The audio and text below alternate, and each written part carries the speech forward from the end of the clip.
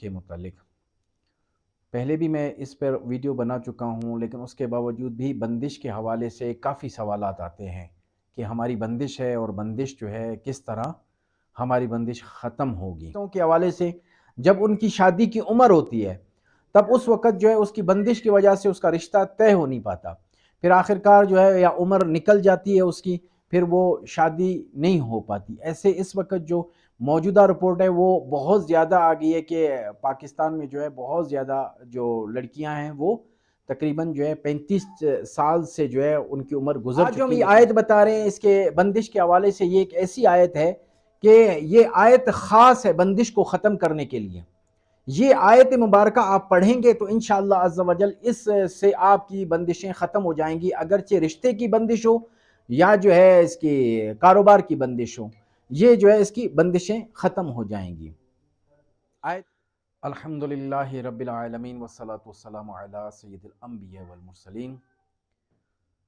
اما بعد فاعوذ باللہ من الشیطان الرجیم، بسم اللہ الرحمن الرحیم،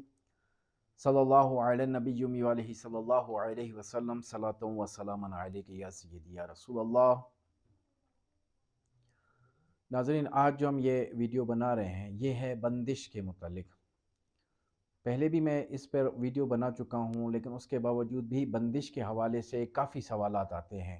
کہ ہماری بندش ہے اور بندش جو ہے کس طرح ہماری بندش ختم ہوگی۔ تو بندش ختم کرنے کا آج اس میں ہم وظیفہ بتائیں گے۔ بندش زیادہ تر جو ہوتی ہے نا وہ ہوتی ہے یا کاروبار کے سلسلے میں بندش ہوتی ہے یا رشتہ داروں کے حوالے سے بندش ہوتی ہے۔ اس کی تشخیص بہت ضروری ہوتی ہے۔ جیسے انسان کے جسم میں کوئی ہلکا سا جو ہے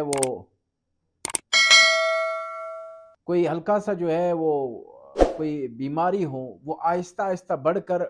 انسان کے جسم کو دیمک کی طرح ختم کرتی ہے۔ تو بندش بھی اسی طرح ہوتی ہے کہ اگر کوئی شخص اس کا علاج نہ کرے تو یہ اگر کروڑ پتی بھی ہے تو وہ کچھ ہی عرصے میں، فوراً نہیں، کوئی آہستہ آہستہ آہستہ نقصان پہ نقصان ہوتے ہوتے وہ بالکل ختم ہو جاتا ہے، روڈ پہ آ جاتا ہے، پھر کک پتی ہو جاتا ہے وہ۔ تو یہ ہم نے اپنی آنکھوں سے ایسے لوگوں کو دیکھا ہے جن کے جو ہے کاروبار بہت اچھے چلتے چلتے ان کی بندش ہو گئی، تو بندش کی وجہ سے جو ہے ان کا سارا جو ہے وہ کاروبار ختم ہو گیا۔ تو اسی طرح اس کی تشخیص ضروری ہوتی ہے کہ یہ اپنے معاملات جو ہے آپ چیک اپ کرواتے رہیں کہ روحانی اعتبار سے کہ بندش تو نہیں ہے۔ اسی طرح بچیوں کے رشتوں کے حوالے سے جب ان کی شادی کی عمر ہوتی ہے تب اس وقت جو ہے اس کی بندش کی وجہ سے اس کا رشتہ طے ہو نہیں پاتا، پھر آخرکار جو ہے یا عمر نکل جاتی ہے اس کی، پھر وہ شادی نہیں ہو پاتی۔ ایسے اس وقت جو موجودہ رپورٹ ہے وہ بہت زیادہ آ گئی ہے کہ پاکستان میں جو ہے بہت زیادہ جو لڑکیاں ہیں وہ تقریباً جو ہے 35 سال سے جو ہے ان کی عمر گزر چکی، لیکن اس کے باوجود ان کی شادیاں نہیں ہو رہی۔ تو جب ایسا کوئی مسئلہ ہو کاروبار میں، جو ہے آپ دیکھیں کہ نقصان پہ نقصان ہو رہا ہے اور بچیوں کے رشتوں کے معاملے میں یا بچوں کے رشتوں کے معاملے میں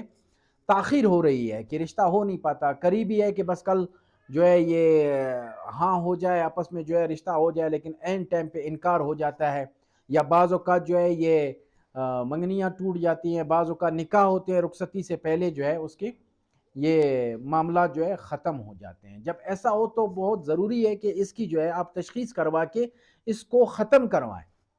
اس کا حل کریں۔ بس صورت دیگر ایسا جو ہے حال ہو جائے گا کہ آپ بالکل جو ہے بے بس ہو جائیں گے۔ پھر جب ہمارے پاس بندے جب پہنچتے ہیں تو سب کچھ ختم ہو چکا ہوتا ہے، پھر آ کر جو ہے ہمیں کہتے ہیں کہ بھئی ہماری بندش فوراً ختم کر دیں، تو ہم پھر ان کو یہ وظیفہ اور پھر اس کا علاج کا سلسلہ شروع کرتے ہیں، پھر ان کو علاج کا ہم بتاتے ہیں، پھر نئے سرے سے وہ اپنی تمام جو کاروبار کے معمولات ہیں وہ اپنے شروع کرتا ہے۔ تو بعض ایسے لوگ ہمیں ملتے ہیں وہ کہتے ہیں کہ بھئی ہم تو عمرے پہ بھی چلے گئے، جا کر جو ہے حرم میں بھی ہم نے دعا، خانہ کعبہ کے سامنے بھی یہ دعا مانگی، اور جو ہے مدینہ شریف بھی گئے، وہاں پر نبی کریم صلی اللہ تعالیٰ علیہ وآلہ وسلم کی بارگاہ میں حاضر ہونے کے بعد بھی دعا کی، لیکن اس کے باوجود ہمارے معاملات حل نہ ہوئے۔ ہم تو کہتے ہیں کہ بھائی وہ تو ایسی مقرب جگہ ہے جہاں پر جو ہے وہ نبی کریم صلی اللہ تعالیٰ علیہ وآلہ وسلم کی بارگاہ میں حاضر ہونا تو بہت بڑی اعزاز اور بہت بڑی جو ہے وہ چیز ہوتی ہے، یہ تو ان کا ادنا غلام بھی ان چیزوں کو حل کر سکتا ہے۔ تو ان غلاموں کی طرف چلے جائیں، انہی سے جو ہے کسی ایک سے جو ہے اس مسئلے کا حل کریں، وہاں پر جو ہے جائیں تو رب تعالیٰ سے مغفرت کی جو ہے بیت اللہ میں یا جو ہے نبی کریم صلی اللہ علیہ وسلم کی روضے پہ جائے تو وہاں پر جو ہے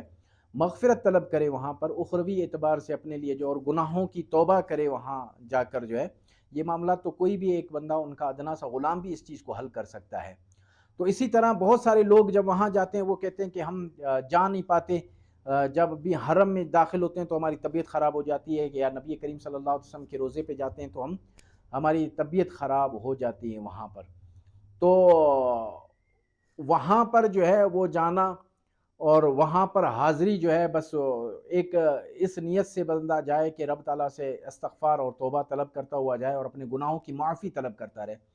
تو انشاءاللہ اس کے لیے ایسا مسئلہ نہیں ہوگا کہ جانے سے جو اس میں ہو جاتا ہے۔ کئی ایسے مریض آئے جن کی جو ہے یہاں بیٹھے ہم نے کاٹ کر دی، تو اس کے بعد جو ہے